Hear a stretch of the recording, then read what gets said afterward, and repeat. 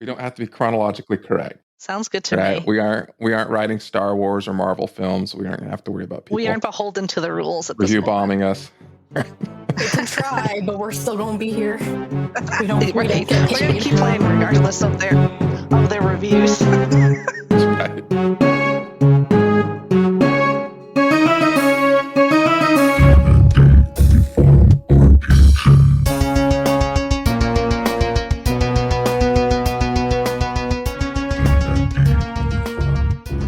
So there you have it. This is D&D on the Farm RPG. I am the Dungeon Master Bellogan. We have our intrepid crew of players, as always, starting with Cole.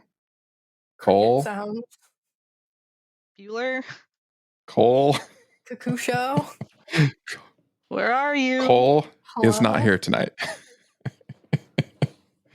Yeah, so we're going to be doing something just a little bit different, taking a break from our regular programming. We do have Boobun. Hi, I'm Booban. I'm playing Spectre, Rabbit, Robaxi, Rogue, Stabby, Bunny. And Augie. I'm Augie. I'm playing Astley, the Jingle Gnome. I'm just gonna say Jingle Gnome from now on. Don't hold me to I that. like I might Jingle Gnome. forget. But for today, that's what I'm saying. All right. So the intent of this session is to be a short one-shot to dig into a couple moments of our characters' past where they met up and maybe decided to venture off to the farmlands and start their own chapter of the Firewire Adventures Guild. That's the intent. Who knows where it's going to go? We will find out. So, to kick off our story, this takes place in the city of Greenbrick. There is a production going on put on by the Greenbrook Theater and Orchestra Association. The name of this play is The Poltergeist of the Opera. I love it. Cue the organ music. Yes, and I may already have arrangements of that on the bells ready to go. Oh. That's why we paused, so that you could insert it. Yeah. Right. If I had more time to plan this, I might have piped it in. But anyway, there's a lot of things going on with this production. And we're going to start with Astley, who has a burning desire to perform in this production. And it just so happens that there is an opening for one of the cast members. I was going to say, I wouldn't call it a burning desire to be in this specific play. Astley has never even heard of this production. Nobody has. And just kind of... the first. Yeah. Well, Astley was just kind of looking for a job to earn some money. Kind of accidentally wound up in this town and didn't really like it. And seemed like easy money. So Astley was just like, yeah, sign me up. And there was not even an audition. They were just like, you're in. Yeah. We have, you have the director of the play actually contact you directly to see if you'll fit in when you come showing interest. And he says, we have a role you'd be perfect for because the actor just recently had to drop out due to an unfortunate accident. Nothing to worry about, I assure you. But it's the role of the narrator. And what that means is you get to walk around on stage between scenes and tell everyone in the audience about what's going on and what's happening. Are you interested? As long as you give me a script, I can do it. Yes, of course. Yep, we'll get you a script. And you have a very short period of time to memorize the script. But I don't know, how proficient is Astley with memorizing things and pulling them off? I don't know, you tell me. Performance is pretty high up there. Deception also pretty high up there, so I can do it. Astley does great. I could do it. Just let me see it. All right. So the script is handed to Astley and a schedule given for a couple of practices before the play actually kicks off. And kind of through the grapevine, Astley learns that the previous actor for the play was actually pretty seriously injured when one of the props, specifically a chandelier, fell and nearly crushed him. Has that chandelier been replaced? Yes. They've replaced it and the safety harnesses. But that's not the only quick plug-in that they've had to change. A couple of the other actors and several of the stage crew seem to have just not shown up or been sick. There's been a few other minor injuries, and so probably almost a third of the crew in production are new, with literally only a week to get this ready before the production, which really just ramps up the anticipation and the nervousness, especially of the director, for everything to go off okay with such an inexperienced crew. But as they say, the show must go on. I feel like Astley thinks that they're just pulling my leg, like all right, I won't walk under the chandelier. Like, all right, I won't eat the seafood. I probably wasn't gonna have it anyways. Just keeps making excuses. Right. Like, this is a job. I want money. And just like, and there's certainly a spin that, yeah, there's certainly a spin being put out there that rumors of people disappearing or getting sick in the production and that it's cursed. That's one of the rumors, and the other rumor going around is that it's all just hype to try to get people to show up. And it sounds like from the reservations coming in that the opening night is going to be big. In fact, everybody in the region that's worth anything is going to be there, which just adds more pressure to perform well. Can I do like an interview as like someone in the production to like a local reporter or whatever who's trying to prove that it's all, just for PR stunts? Sure, we can do that. I agree with that statement. You agree with me that we can do that? Well, no, I agree. It's all just for a PR stunt. Or should we like... Okay, let's play out this interview. Yeah. Let's actually play out the interview. So this is going to be, what's a good pen name for this is Parker Peter.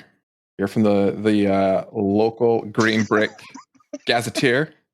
And just taking some notes. There. Astley, I understand that you're going to be participating in the Poltergeist of the Opera opening up here in just a couple days. I sure am.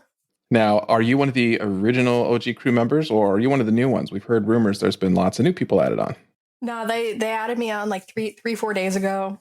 But how hard is it to run? So you're one of these new folks. I am. Right? Right. So how hard is it to run to play? I wouldn't know. I'm a writer, not an actor. So you're pretty new. Have you seen any other new people joining in? There's been lots of replacements. Couple here and there. Things happen, but I mean, I don't think anything has been particularly out of the ordinary. Somebody didn't check that something was secured properly and it fell. Ooh, big shocker. Have you seen anyone come? There's been reports of food poisoning. Have you had any issues with the food? Any unusual bowel movements? Seen anyone else get sick? I generally don't. The food that they provide is not of my, my culinary palate. I'm more of like I like a lot of grains, and this is like a really fancy area of this town, I guess. So they have a lot of like dainty little seafood. I don't even know what they're called, but it's like they got like snails and stuff. That's not up my alley, so I don't even eat it. Have seen a couple people upchuck, but why would you eat something that looks like writing down notes? Place? Interesting observation. So would you say opening night's a must-be, or would you recommend people wait till some of the kinks are maybe worked out after a few shows? I mean, why would you wait though? Right, if everyone's going to be talking about it. We're gonna put the show on. Why would you not show up? Excellent points. Last question, I promise. We've heard that the director can be a little bit eccentric and that he might be behind some of the misfortune the cast has run into, just trying to build up some buzz and excitement. Do you think there's any truth to that? If someone's up to it, I don't think it's that guy. He's ripping his hair out trying to put the show on. Like literally, like he's bawling. All right. I don't think it's him. All right. Parker Peter, thanks you for your notes, and moves on to interview somebody else in the cast. Astley wonders if this was a compensated interview. No. Anything you say can and probably will be used against you in the court of public opinion. Astley grumbles and walks away. We cut to a dark alley a couple days before the production in the town of Greenbrook, where we find a Roboxy who just might be up to no good. So, Boobon, let's hear a little bit about Spectre and what's going on. So currently Spectre is she's playing some hooky from some duties that she should be potentially providing to a wizard that she is a ward to at the moment. But her magic skills really only lie in standing on 2 feet and cutting purses. So she's not she's not too keen on doing, magical tricks. So the wizard, I don't. Okay, I see what you're saying. Augie wants me to name the wizard Bill Nye. I think William Nye sounds fine though. We could name him William Nye. Sir William Nye, the Yes, wizard. Sir William Nye, the wizard The guy. wizard guy. So Sir William Nye has sent her on a task to go fetch some sort of parcel, and she is shirking that duty right now to, snip a couple of purses off some people walking by, and doing some all-around thievery, some roguelike thievery. Just wonder if that has the same ring as Bill, William Nye, the wizard guy. Yeah, well, exactly. You still Gotta edit in that sound clip too now. Will. Perfect. Sign. The wizard guy. there we go. Perfect. So, Spectre is doing what she likes, playing hooky, cutting some purses down a dark alley, and find one notable target that you kind of trace down the street, and it's got a rather large money bag hanging out of his back pocket. And as he stops to look at a stand to examine some scarves, she gets her knife out ready to cut this purse. Just before Spectre can cut it open, a hand grabs Spectre's hand, stopping the dagger. And it is a rather large man, when you look, who is dressed in robes, but you can tell that he's got some pretty heavy armor under those robes, but he's still moving quietly.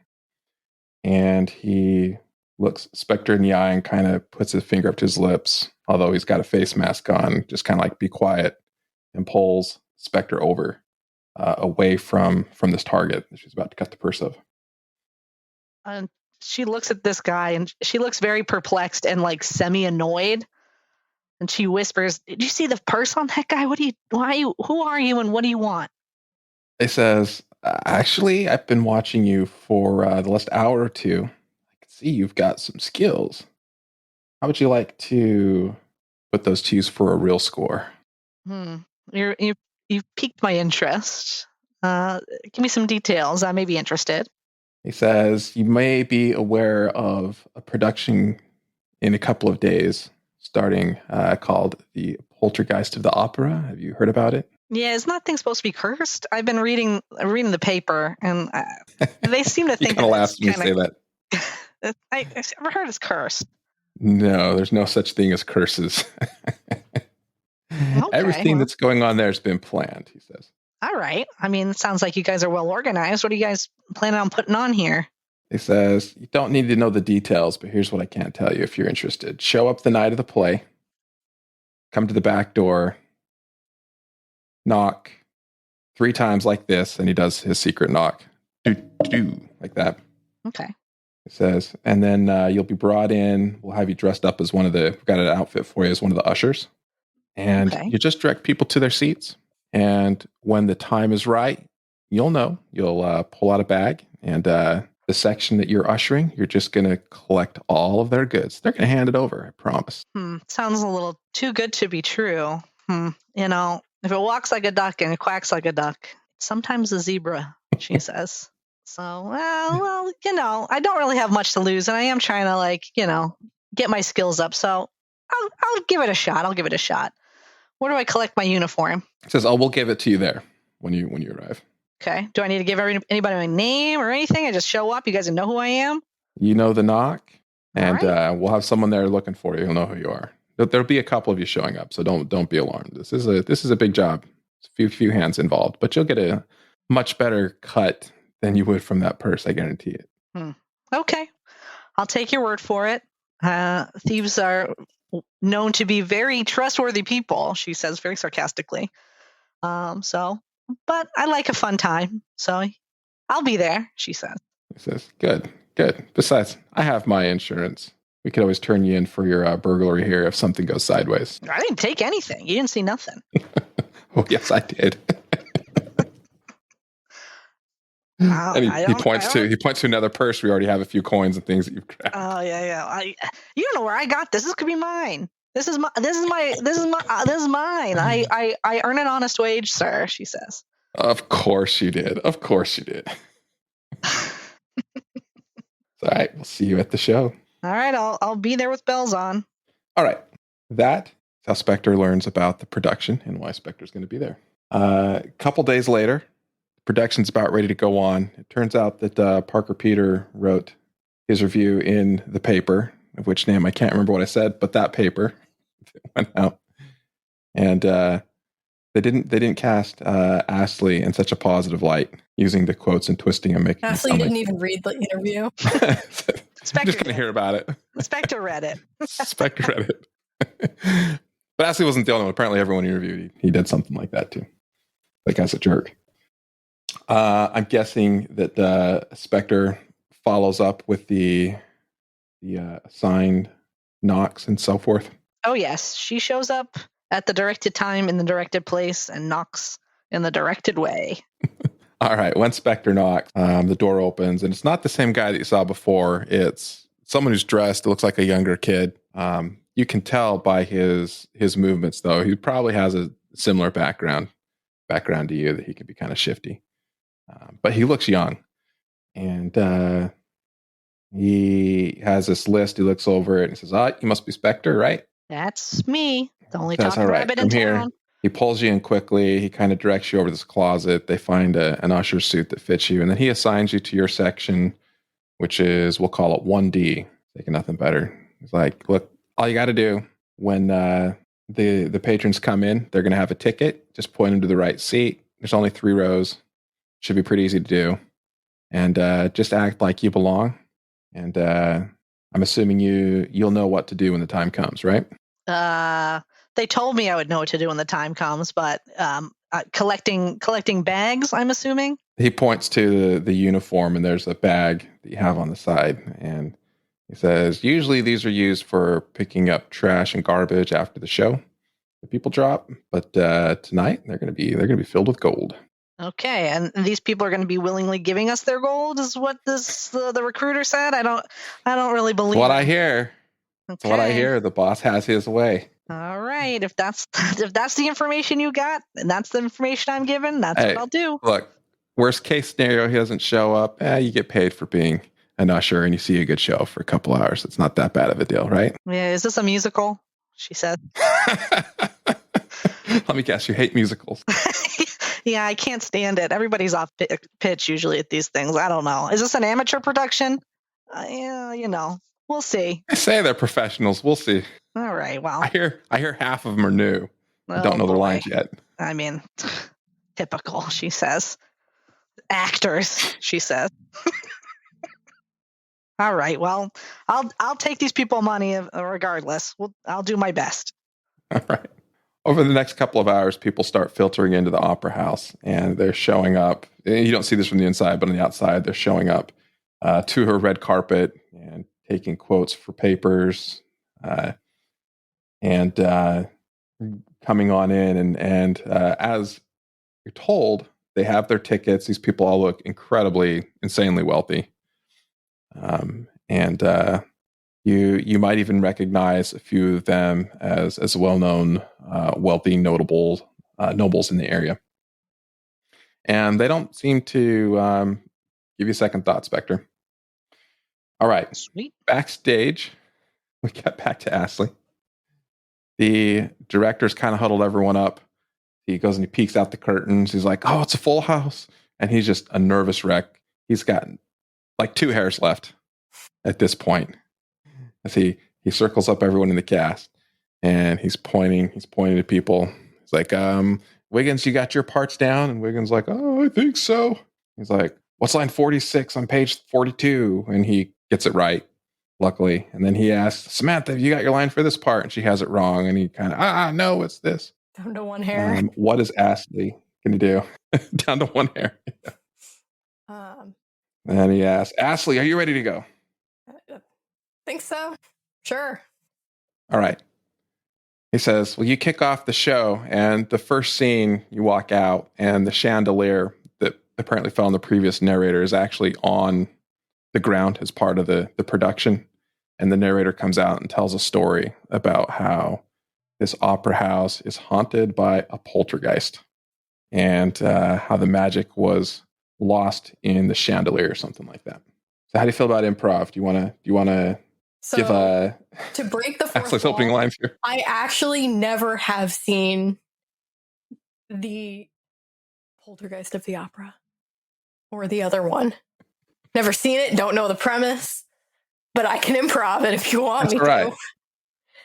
Are you familiar with the play Noises Off? Never heard of it. I can okay. I can improv though. Never mind though. Yeah, improv, go for it. So you said the magic is in the chandelier, or the magic was lost when the chandelier fell? The latter. Okay. Astley walks out on stage, looks around, semi-impressed by the Baroness of Greenbrook. Very recognizable woman. Very large fur coat right in the front. Welcome to the play. My name is Astley, and I will be your storyteller this evening. See, this opera house used to be filled with magic and wonder, and one day someone didn't secure this very chandelier the way it was supposed to be. Not naming any names, but I think it was Dennis. And it snapped and fell. And I heard a guy even died. Someone calls from backstage. They didn't die. They died. And once the chandelier hit the floor, all the magic was gone, and here we are today with the remains. I don't know. Something like that. Add some like spooky music so it doesn't sound as like dry. Right, the orchestra's playing in the background. Yeah, I literally have no idea what the play is actually about. So that's what you get. So Astley gives the lines, and then Astley tells the crowd that they're going to be transported back to that tragic night. And right at that moment, Astley breaks out in a bell solo.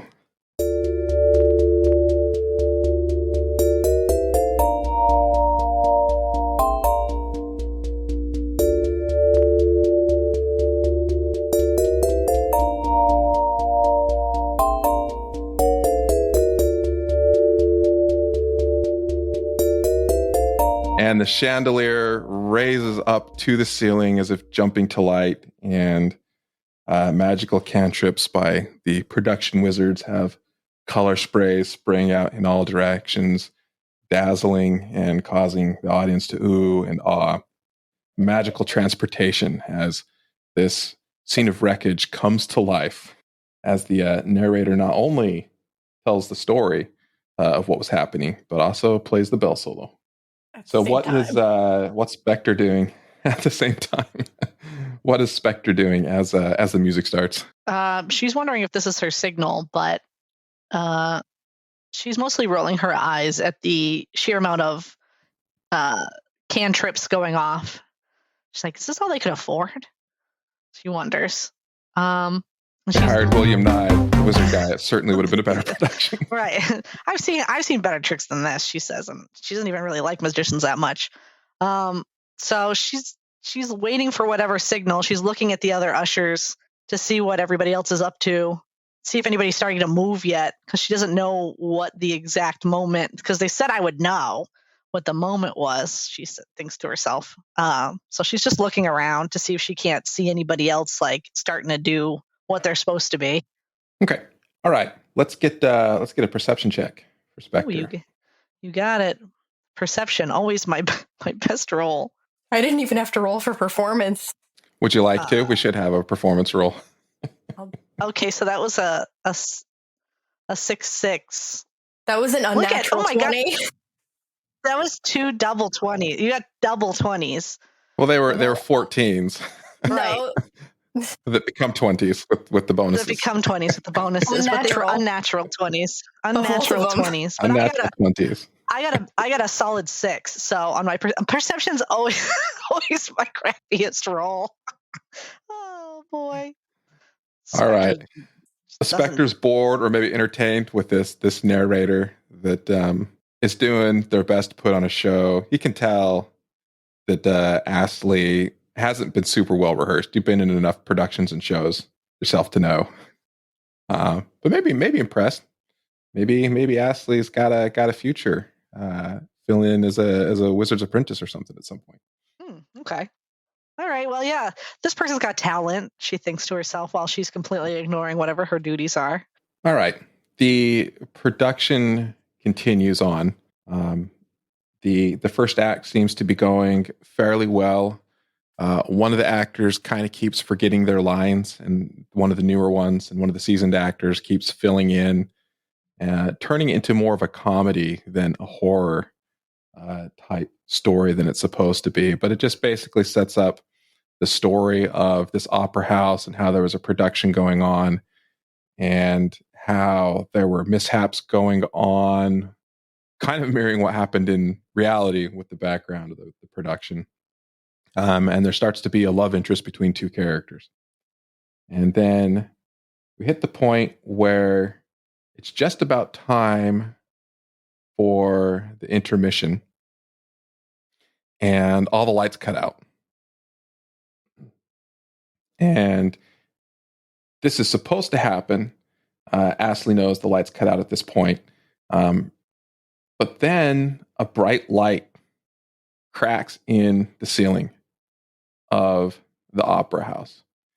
And what happens is something rips a hole right through the ceiling from the outside. And this massive bout of flames comes shooting down out of the crack that's been ripped into the top of the house of the building. And it shoots down not far enough to where it can catch anybody or anything on fire, but it is hot. And you can just feel the heat from this. Like if you've ever been to one of the shows when they have the flames that shoot out with the pyrotechnics, and you feel the heat coming off, it's like that. Whew, okay. Intense heat. Astley knows this is not part of the show. Spectre's like, that's the sign, Spectre. Dawn break, and she's starting to move towards the audience. All right. Astley is not on stage when this happens. Astley's off to the side, but definitely sees these flames and feels the heat shooting down out of the roof. What does Astley do? Probably looks for the director. I'm going to call him Homer just because the two hair, one hair situation. Unless we gave him a name. I don't know if we gave him a name. I was thinking Charlie Brown, but Homer works too. Just because of the two hairs. There we go. Similar thoughts. I look for the director. All right, you're looking around for the director, and you see him, and he is fainted. So I slap him in the face, like a good hard slap. All right, you slap him in the face, and everybody, panic kind of sets in with the crew first, and with the orchestra down, and the orchestra starting to scream and panic is the first sign to the audience that this isn't part of the intended production.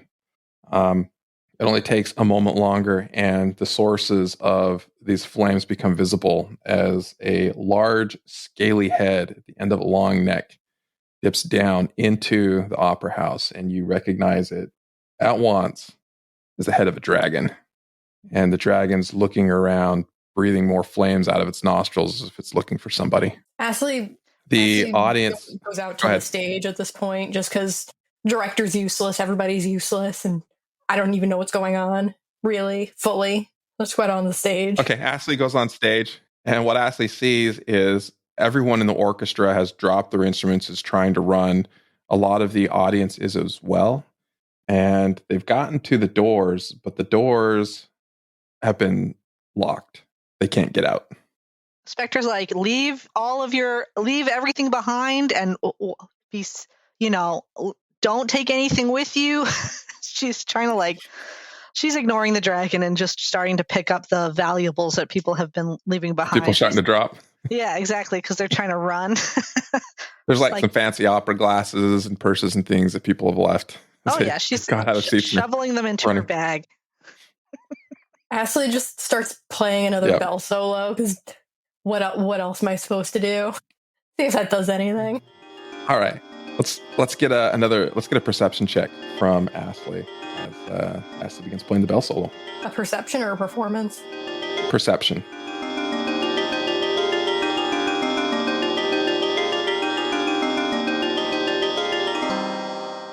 14. All right. Ashley's performance is going off, adding to the dramatic mood, maybe trying to save this catastrophe, make it seem like it's part of the show. I don't know. And you feel the presence of someone behind you before you notice anything else. And then you feel someone patting your head. And you look and you see a rather tall man wearing robes, dark robes. You can tell underneath his robes he's got armor, or heavy armor on. And he kind of pats you on the head and he says, "Don't worry, I'll take it from here." Ashley looks at this man and says, "Excuse me, I don't even know you. Get out of my way. This is my solo." Scooches away and starts playing even harder. like genuinely offended. Forgot about the dragon. Like, why would you pet him on the head? That was the wrong move. That might have been a vicious mockery. It could have been. It might have been. How dare you? Like, all right.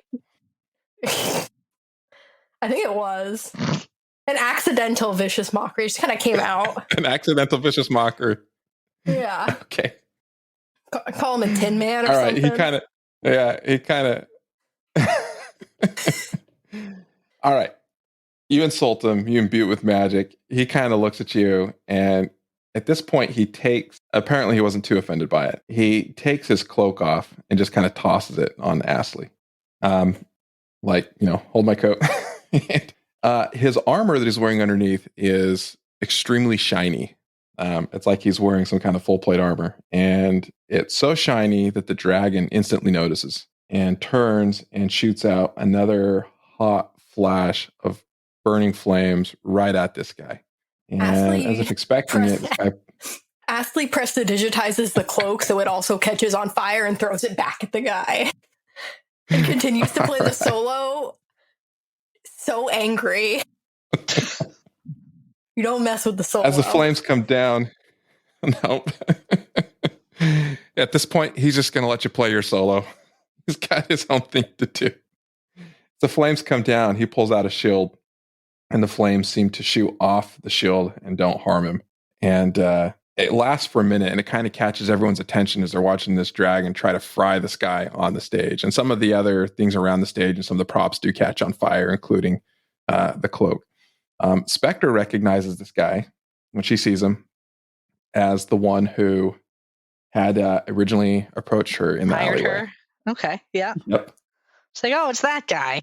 Can Astley do a check on this guy? Yeah. Insight. That is and 11. Okay. Astley just has a feeling like, I know I'm new, but I'm not that new.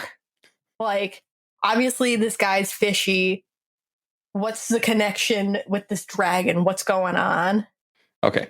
Like, does this so Ashley's watching like, what's going on? Yeah. And as this guy delivers the next few lines, I'll tell you what happens. Ashley can totally tell that this is something that's rehearsed. And the performance itself isn't that great. You would have never made it as an actor. Is your impression. As the flames shoot down and hit this guy, it catches the attention of the people trying to flee, and he kind of laughs. Says, "Ha ha!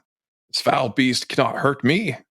And another shot of flames comes down, and he blocks it again. And you can kind of tell, like, the flames are getting shot down just enough to get close, but not actually hit him. And the man yells out as if performing on stage, although not so great. And he says, "Fear not, fair citizens, for it is I, Rick, the Dragon Slayer. I can protect you." Ashley just starts laughing. Ashley, like, is, like, you know, not even playing anymore, is just laughing at this guy, like, full on pointing and laughing. Spectre's right. shoveling stuff into a bag while this is all still happening. Yep. And then he tells everyone, but I won't do it for free. I need a sizable donation for my services. You wouldn't mind handing over any payment you feel your lives are worthwhile to your nearest usher. We'll make sure it goes to a good cause. Ashley throws an acorn at the guy. Here. Ashley just looks around. He's like trying desperately not to be. My solo. My solo. It was an improvised solo. It wasn't supposed to be at this point, but. Well, yeah, but still. All right. So, Spectre, you notice some of the audience members are kind of getting the same impression as Astley, that this whole thing has been staged. And while some of them are gladly handing over their valuables, some of them look really annoyed and like they're angry at Spectre now. Like, you're in on this. You're part of it, aren't you? I mean, I'm a hired hand. I'm just here to, you know, usher you to your seats, she says. And, you know, I'm just doing my job. So if that guy tells me I'm collecting donations, that's what I'm doing. She says, can I roll a deception check? Sure. All right. So, like, 13. 13. Most people believe it. There's a few that don't. Okay. Well, if you'd like this guy to save us, please hand your valuables to me. I will take it to the man, and he will save us all from this dragon. Okay. What is Astley doing? So is it like a full suit of armor, or is it like a top and a bottom? It's like full plate armor. Very shiny. Like it's one piece. Can I pants him? That's my question. Can I pants him? Can you pants him? While he's busy dealing with the probably dragon? not. Okay. Yeah, probably not. If it's plate, you're not getting that off without like a hand. It takes a while to put on plate armor. Ashley, I assume that we have some form of way to project our voice, like the equivalent of like a microphone, but it's magic somehow. I turned my back a magic on. mouth phone. Yeah. So I magic mouth-a-phone. Yeah, I reactivate mine. I'm like, hey buddy, why don't you get your dragon and get out of here? You're ruining my show. You made poor Homer back there pass out. Get out of here. You're a bully. Ashley throws another acorn at him. Still angry about the solo. Like calling him out straight up. Ashley throws another acorn at him, completely just not having it. I haven't called through. And this guy Rick has seen that Ashley is well aware of what's going on, not having any of it. And the next thing you know, he's pointing a finger towards you. And I need a Constitution saving throw. What is a 10? A 10. All right. 10 or higher Ashley, passes? you find yourself being... No, not close. Ashley finds herself being hurled by some force back, not only off the stage, but all the way to the backstage, where Ashley hits the wall and falls down and is in a lot of pain. Right next to Homer. I thought Homer was backstage. Yeah, he got knocked backstage. Oh. Like, it was like an invisible hand picked you up and threw you off the stage, backstage. I slap Homer even harder to wake him up. Spectre, you probably noticed that this guy, Rick, has done something with the performer on stage. And as he did it, it caused him to lose his attention enough that another shot of flames goes down, hits the curtains and the stage, and actually catches it on fire to where the opera house is now on fire. Whereas before it wasn't really, it was just kind of like pelts of heat. But now there's a serious issue with the flames coming in where it's going to catch everything on fire unless something's done. And people are probably going to suffocate from it. You realize it's really, really dangerous, especially with the doors locked and people not being able to get out. Oh boy. Spectre tries to beat her way through the crowd to see if she can't pick the lock to try to get some people out of here. Okay. Just because she's a thief, but she doesn't want to kill anybody. So she's gonna go and she's gonna attempt to pick the lock. Okay. All right. Excellent. Let's get a lockpick check. Do I have a lockpick check? Let's see. It'd probably be sleight of hand. It's thieves' tools. It's thieves' tools. Yeah. Thieves' tools? I do have thieves' tools. Let me see here. While Spectre does that, can I like, because there's like a whole bunch of entrances to the back, can I like kind of get the crew out of there? Did it roll? I don't see the roll on there. Oh, here we go. Oh, 17. 17. Okay. Spectre is able to pick the lock and get the door open. All right, really quick, let's cut to Astley. Astley is going to try to get the crew out one of the back doors.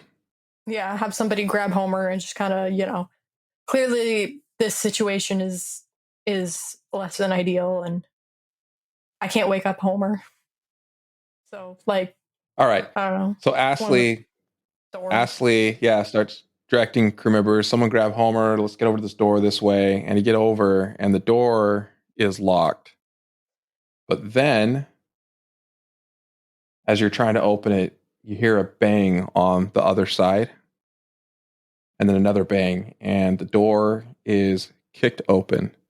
And what I would like you to describe is if Astley had a hero that Astley looked up to as like the most amazing person who they would want to become one day or that they idolized, who would that be? Let's have you describe them. Well, that would probably go with the Fey Lost background and maybe one of like a pixie. Okay. A purplish, that the wings, but they're like dummy strong and have really, really high level magic. So a small pixie kicks open the door with magic. Yeah. That works. Yeah. Big flowy wings and a magic staff in hand. And Astley sees this insanely powerful pixie blast open the door, freeing the exit for people to get out. And the pixie looks at Astley, kind of directing people and telling them what to do. He just says, good job. Help them get out. Me and my gang, we'll take care of this. You sure you don't need me to stick around and help? Sure. Maybe it'll be fun. Come on. And she starts directing Astley back to the stage. We're going to cut to Spectre. After Spectre has picked the lock and is directing people out, Spectre also sees someone who, if they were to idolize as a hero that they would look up to. Who would that be? Let's have you describe it. Well, I would say probably like a Robin Hood-esque, but like dirtier, like less robs from the rich and gives to the poor, but more robs from the rich and keeps for themselves, sort of roguish man, I would assume. Just like like a thief type person. Good looking, but like a bad boy. Let's go with a bad boy. Ever worked at Hot Topic, bad boy? Yeah, like not like goth bad boy, but like more like Zoomy? Robin Hood with a black leather jacket. Robin Hood, but like if you're thinking about like Robin Hood, like the movie, like more of the what's his face, the Sherwood Forest, the black leather with the vest and like the cut off sleeves. Yeah, that look. Like the guy from Grease? Yeah, a little bit, but less like pompadour. No pompadour. We don't want a pompadour on him. He looks dirty. He doesn't look greasy. All right. This is who Spectre sees on the other side of the door. And he looks and sees that Spectre, you notice he makes eye contact with Spectre. Spectre's got the door picked and starts directing people out. And he just gives a minute for people to kind of get out of the way. And he comes walking in and he looks at Spectre and says, "Hey, good job. We'll handle it from here. The Firewire Adventures Guild is here." Oh. And kind of walks by, unless you've got any other comments or questions for him. Are you? What are you gonna do? You don't look like the type that are like. You don't look like a hero type, my man. She says. He says, he looks as if almost offended. He says, I'm not? What do you think a hero looks like? I don't know. Not a thief. I mean, like you can. I mean, she's not wearing any of her thief garb, but like, you know, I mean, you look a little shady, but like, you know, you're doing some heroing. She questions. He says, kind of. I can explain it later. Stick around, you'll see. Okay. Well, she after the wave of people walk by, I guess she's going to follow after him. All right.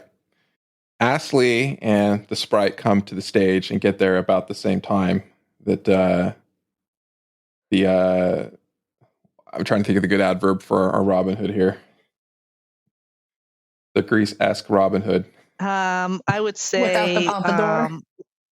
Yeah, no pompadour. I mean, roguish. I mean, like roguish is like a good descriptor for what I mean. The biker dude Robin Hood. Like a biker dude. Yeah, like a dirty, like Daryl Dixon from The Walking Dead style. All right. Thiefy looking man. Harley Davidson, bro. Yeah. Dirty. Mechanic. All right. They approach the stage, and Rick spots them both and kind of looks really annoyed. It's like, not you again. And the pixie is like, give it up, Rick. We've got you this time. And the biker Robin Hood dude tells him, tell your dragon to get out of here. No one's falling for your tricks anymore. Ashley looks at the pixie and says, that's what I said. Like, yeah, but you didn't use the right voice. Oh. And Rick says, Rick kind of gives a whistle to his dragon, and the dragon shoots down a breath of flame right towards Mr. Robin Hood, who very nimbly jumps out of the way and avoids getting fried as the flames hit the ground and maybe catch more of the stage on fire. At the same moment, the pixie casts a spell that blasts Rick in the back, and he goes stumbling forward, unexpecting. And a moment later, Robin Hood is on top of him with a pair of swords, and they're in a duel that the Robin Hood dude clearly has the upper hand in. And it only takes a moment or two before Rick realizes he's completely outclassed. Gives one more whistle, and the dragon pops its tail down through the hole. Rick jumps and grabs on it and takes off in the air, gotten away. And the pixie goes over to the Robin Hood character and says, we almost had him this time. He says, I'm sure he'll be up somewhere trying to cook up trouble again. He just can't help himself. Rick is a dirty character.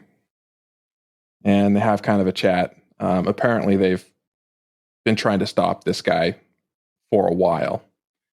And Pixie says, hey, this one over here didn't do too bad, and points at Ashley. Says they were kind of helping everybody out. Ashley waves furiously. Getting out the door to take charge. Didn't lose their head. At this point, almost everybody has left and has fled this building. And the biker Robin Hood dude points at Inspector. Says, yeah, my Roboxy friend here did pretty well too. Picked up one of those locks and helped people get out. Didn't lose their head. And they kind of comment on how the two of you really kind of helped the situation. How maybe there's something special about you. So pause for a moment if you want to interject anything. Spectre kind of takes her bag of stolen goods and like drops it and like kicks it under a seat like behind her. Okay. I was like, oh, thanks, guys. It's nice to be recognized, she says, but she's marking the location for later. Right. In her mind. Ashley's eyes are like you can see physical like stars in them, just like in awe of the nice things the nice people are saying. All right. So as that happens, you see Homer has come to, and he's kind of coming back out on the stage now to meet up with you guys. Ashley, he knows these two characters. Apparently, he does. He doesn't recognize Spectre at all. He says, you were a little bit late here. I mean, we hired you guys to stop anything like this happening. And Pixie says, hey, look, we kept everyone safe, you know. Yeah, there's a little damage here, but I'll tell you what, I think that people are going to be talking about this show for a long time. Think of the publicity. And Homer's like, that's a good point. And the Dirty Robin Hood says, hey, you hired the best. We did the best we could. Rick's a professional con artist. He knows what he's doing. But I don't think he'll bother you no more. And basically what happens is it's revealed that Homer has hired the Firewires Adventure Guild to help protect the play, to make sure that nothing bad happened. And something obviously did, but it was stopped before anyone was seriously hurt. And your two heroes who you look up to kind of hand you a business card and say, hey, when you're done working here, if you ever consider being an adventurer, there might be a spot for you at the Firewires Adventures Guild. Usually, sometimes we play the hero, but mostly we just, we're in it for the money too. Everyone's got to get paid. Adventuring's a fun life. I like to get paid. Ashley looks at Homer and looks at the stage crumbling and watches the paycheck just burn away. And with that, their business is settled and the scene closes. That will be Spectre and Ashley's first exposure to the Firewires Adventures Guild. Yay, we did it. Woo, we did it. We lived. Well, we had to have lived, because otherwise there'd be like a time disruptance in the future. Unless you're a lich, you generally don't die in flashbacks, right? That's true.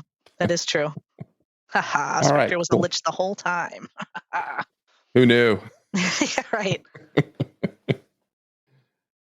Okay. Anything else you guys want to add for backstory stuff?